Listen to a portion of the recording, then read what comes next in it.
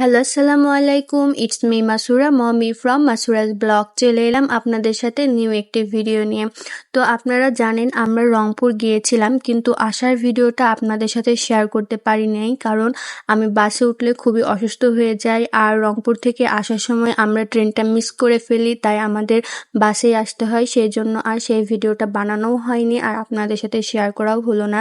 তো আমরা বাসায় এসেছি, অনেক দিন হয়ে গেল। আর বাসায় আসার পর যেহেতু আমি অসুস্থ ছিলাম, তাই এর মধ্যে আর আপনাদের সাথে ব্লগ ভিডিও শেয়ার করতে পারিনি। তো আজকে একটু সুস্থ হয়েছি আর আজকে একটু রান্না বান্না করতে লাগছি, তাই আপনাদের সাথে ভাবলাম এইটাই শেয়ার করি। আসলে মন যদি খারাপ থাকে তাহলে শরীরটাও সুস্থ হতে একটু সময় লাগে। তো আমার ক্ষেত্রেও তাই হয়েছে।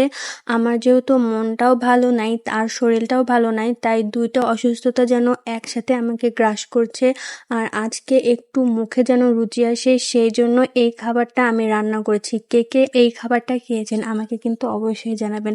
আসলে এটা হচ্ছে গিমার শাক। আগে আমাদের বাড়ির আশেপাশে এই শাকগুলো অনেক হতো, কিন্তু এখন সময়ের অভাবে এইগুলো হারিয়ে গিয়েছে। এখন আর এগুলো বাড়ির আশেপাশে দেখা যায় না, এমনকি বাজারেও সবসময় পাওয়া যায় না। আর আজ যেহেতু হঠাৎ করে আমি এই শাকটা দেখতে পেয়েছি, তাই ভাবলাম এই শাকটাই রান্না করি।